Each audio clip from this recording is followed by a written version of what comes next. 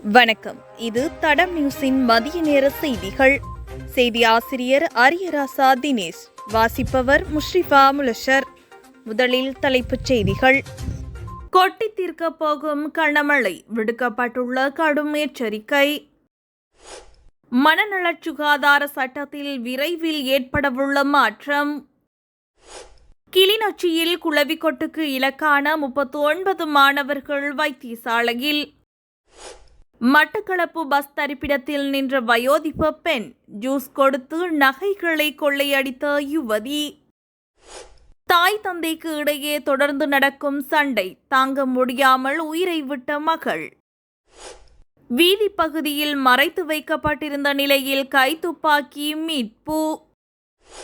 3000க்கும் மேற்பட்ட அரச பாடசாலைகளில் 10க்கும் குறைவான ஆசிரியர்கள். தெகிவளை வைத்திய வீதி பகுதியில் மறைத்து வைக்கப்பட்டிருந்த நிலையில் கைத்துப்பாக்கி மீட்கப்பட்டுள்ளது. கிடைக்கப்பெற்ற ரகசிய தகவலொன்றின் அடிப்படையில் நேற்று பிற்பகல் தெகிவளை போலீஸ் நிலைய உத்தியோகத்தர்கள் குழுவொன்று முன்னெடுத்த தேடுதல் நடவடிக்கையின் போதே இந்த கைத்துப்பாக்கி மீட்கப்பட்டதாக போலீசார் தெரிவித்தனர். குறித்த கைத்துப்பாக்கியுடன் 3 தோட்டாக்களும் மீட்கப்பட்டுள்ளன. சந்தேக நபர்கள் தொடர்பில் இதுவரை எவ்வித தகவல்களும் வெளியாகாத நிலையில் சம்பவம் தொடர்பில் மேலதிக விசாரணைகள் முன்னெடுக்கப்பட்டு வருகின்றன. மனநலச் சுகாதார சட்டத்தை விரைவாக கொண்டு வருவதற்கு தேவையான நடவடிக்கைகள் எடுக்கப்பட்டு வருவதாக சுகாதார பிரதி அமைச்சர் வைத்தியர் ஹங்சக விஜயமுனி தெரிவித்துள்ளார். தேசிய மனநல சுகாதார நிறுவனத்தின் 100வது ஆண்டு நிறைவு விழாவில் கலந்து கொண்டு உரையாற்றும் போதே அவர் இதனை கூறியுள்ளார். அவர் அங்கு தெரிவிக்கையில், இலங்கையின் தற்போதைய மனநலக் கொள்கையானது 100 ஆண்டுகள் பழமையானது. எனவே அதனை நவீனமயப்படுத்துவது காலத்தின் தேவையாகும். நாட்டின் மனநலச் சுகாதார சேவையானது தற்போது ஒரு முக்கியமான திருப்பு முனையில் காணப்படுகிறது. இது ஒரு கடினமான காரியம் என்ற போதிலும் இதற்கான முதற்கட்ட வரைவு பணிகள் நிறைவு செய்யப்பட்டுள்ளன. அவை தற்போது நாடாளுமன்றம் மற்றும் அமைச்சரவையில் பரிசீலனைக்கு அனுப்பி வைக்கப்பட்டுள்ளன. அமைச்சரவை அனுமதி கிடைத்தவுடன் இந்த சட்டம் குறித்து பொதுமக்களின் கருத்துக்களை பெறுவதற்கும் நடவடிக்கை எடுக்கப்படும் என அவர் குறிப்பிட்டுள்ளார். கொழும்பின் புறநகர் பகுதியான தெகிவளை ரயில் நிலையத்திற்கு அருகில் ரயிலில் பாய்ந்து இளம் யுவதி ஒருவர் உயிர் மாய்த்துள்ளதாக போலீசார் தெரிவித்துள்ளனர். இச்சம்பவம் நேற்று இடம்பெற்றுள்ளதாக போலீசார் தெரிவித்துள்ளனர். கலனி திப்பிட்டிகொடவைச் சேர்ந்த 22 வயதுடைய யுவதியே இவ்வாறு உயிரை மாய்த்துள்ளார். தாய் தந்தைக்கு இடையே தொடர்ந்து நடக்கும் சண்டையை தாங்க முடியாமல் வீட்டில் கடிதம் எழுதி வைத்துவிட்டு இவர் உயிரை மாய்த்துள்ளார். கலனியில் இருந்து மோட்டார் சைக்கிளூடாக தெகிவளை நோக்கி சென்று அங்கு ரயிலில் பாய்ந்து உயிரை மாய்த்துள்ளார். பெண்ணின் மரணம் தொடர்பான விசாரணை நேற்று கலுபோவில தெற்கு கொழும்பு போதனா வைத்தியசாலையின் மரண விசாரணை அதிகாரி பந்துல ஜெயசிங்க முன்னிலையில் நடைபெற்றது. இளம் பெண் எழுதிய கடிதம் கலுபோவில தெற்கு கொழும்பு போதனா வைத்தியசாலையின் மரண விசாரணை அதிகாரியிடம் சமர்ப்பிக்கப்பட்டுள்ளது.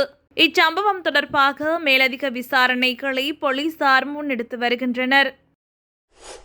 ஊவா மாகாணத்திலும் மட்டக்களப்பு, அம்பாறை மற்றும் ஹம்பாந்தோட்டை மாவட்டங்களிலும் சில இடங்களில் 75 மில்லிமீட்டர் அளவிலான ஓரளவு பலத்த மழை வீழ்ச்சி எதிர்பார்க்கப்படுகின்றது.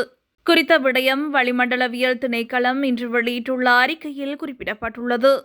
மேலும் தெரிவிக்கப்பட்டுள்ளதாவது, வடக்கு, வடமத்திய, கிழக்கு, ஊவா மற்றும் மத்திய மாகாணங்களிலும் ஹம்பாந்தோட்டை மாவட்டத்திலும் அவ்வப்போது மழை பெய்யும் என எதிர்பார்க்கப்படுகின்றது. நாட்டின் ஏனைய பிரதேசங்களில் பல இடங்களில் பிற்பகல் 2 மணிக்கு பின்னர் மழையோ அல்லது இடியுடன் கூடிய மழையோ பெய்யக்கூடிய சாத்தியம் காணப்படுகின்றது. சில இடங்களில் 50 மில்லிமீட்டருக்கும் அதிகமான ஓரளவு பலத்த மழை வீழ்ச்சி எதிர்பார்க்கப்படுகின்றது. மேல் சப்ரகமுவ மற்றும் மத்திய மாகாணங்களிலும், காலி, மாத்தறை மற்றும் பதுளை மாவட்டங்களிலும் சில இடங்களில் அதிகாலை வேளையில் பனிமூட்டமான நிலை காணப்படும் என எதிர்பார்க்கப்படுகின்றது. மேலும் இடியுடன் கூடிய மழை பெய்யும் போது தற்காலிகமாக பலத்த காற்று மற்றும் மின்னல் தாக்கத்தால் ஏற்படும் சேதங்களை குறைக்க போதுமான முன்னெச்சரிக்கை நடவடிக்கைகளை எடுக்குமாறு தெரிவிக்கப்பட்டுள்ளமை குறிப்பிடத்தக்கது. கிளிநொச்சி மகா வித்தியாலயத்தில் குளவிக்கொட்டுக்கு இலக்கான 39 மாணவர்கள் வைத்தியசாலையில் அனுமதிக்கப்பட்டுள்ளனர். இச்சம்பவம் இன்று காலை 8:30 மணியளவில் இடம்பெற்றுள்ளது. மாணவர்கள் குளவிக்கொட்டுக்குள்ளானதில் 39 மாணவர்களும் சில ஆசிரியர்களும் கிளிநொச்சி மாவட்ட வைத்தியசாலையில் அனுமதிக்கப்பட்டுள்ளனர். வருடாந்த இல்லமை வல்லுநர் போட்டிக்கான பயிற்சிகளுக்கு மாணவர்கள் தயாராகிக் கொண்டிருந்த நிலையில் இச்சம்பவம் இடம்பெற்றுள்ளது. இதன்போது பாடசாலை அதிபர், ஆசிரியர்கள், மாணவர் தலைவர்கள் ஏனைய மாணவர்களை பாதுகாப்பாக பாடசாலை வளாகத்தை விட்டு வெளியேற்றியுள்ளனர். பின்னர் மாணவர்கள் அனைவரும் கிளிநொச்சி ரோட்ரிகோ மைதானத்திற்கு அனுப்பி வைக்கப்பட்டதோடு பாதிக்கப்பட்ட மாணவர்கள் நோயாளர் காவு வண்டியில் கிளிநொச்சி மாவட்ட வைத்தியசாலைக்கு அனுப்பி வைக்கப்பட்டனர். குளவிக்கூட்டின் ஆபத்து குறித்தும் அதை அகற்ற வேண்டும் என்று 2 மாதங்களுக்கு முன்னர் பாடசாலை நிர்வாகம் சம்பந்தப்பட்ட தரப்பினர்களுக்கு எழுத்து மூலம் கோரிக்கை விடுக்கப்பட்ட போதும் இது தொடர்பில் எவ்வித நடவடிக்கையும் எடுக்கப்பட்டு இருக்கவில்லை என்பதும் குறிப்பிடத்தக்கது. மட்டக்களப்பு பிரதான பஸ் தரிப்பு நிலையத்தில் பஸ் வண்டிக்காக காத்திருந்த வயோதிப பெண் ஒருவரிடம் யுவதி ஒருவர் மயக்க மருந்து கலந்து கொடுத்த குடிநீர் பானத்தை குடிக்கச் செய்து அவரிடமிருந்த 7.5 பவுன் தங்க நகைகளை கொள்ளையடித்து தப்பிச் சென்ற சம்பவம் இடம்பெற்றுள்ளது.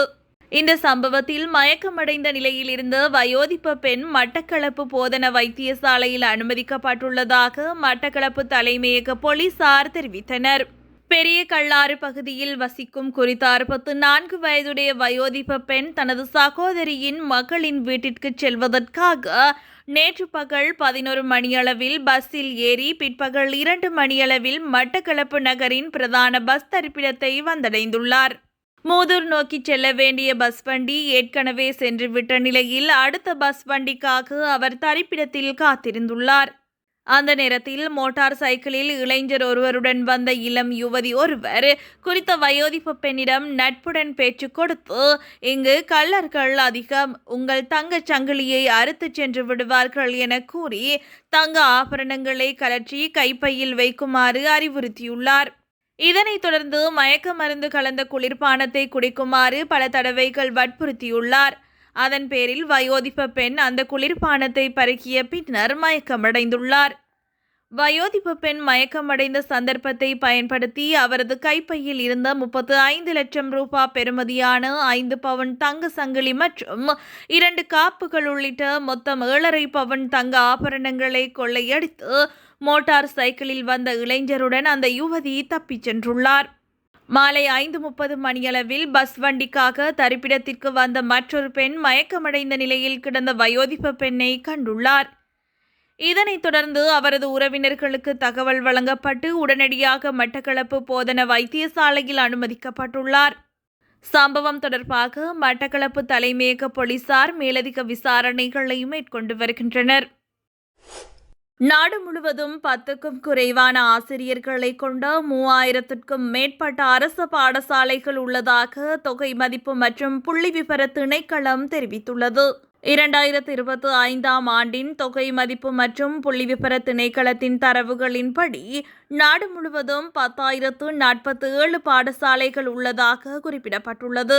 அப்பாடசாலைகளில் 3065 பாடசாலைகளில் 10க்கும் குறைவான ஆசிரியர்களே உள்ளதாக தொகை மதிப்பு மற்றும் புள்ளிவிபர திணைக்களம் சுட்டிக்காட்டியுள்ளது.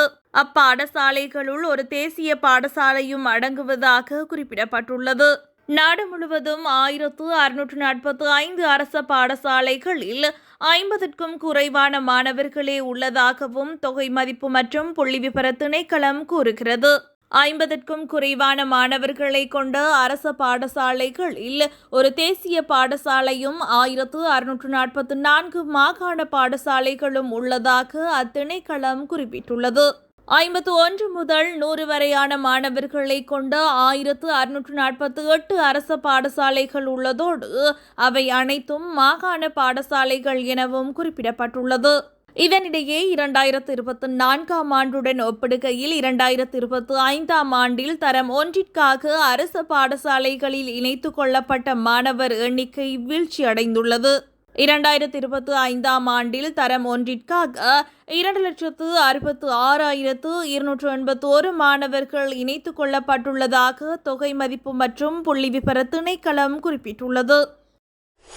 இதுபோன்ற செய்திகளை தெரிந்து கொள்ள தடம் நியூஸ் சேனலை சப்ஸ்கிரைப் செய்து அருகிலுள்ள பெல் பட்டனை கிளிக் செய்யுங்கள்.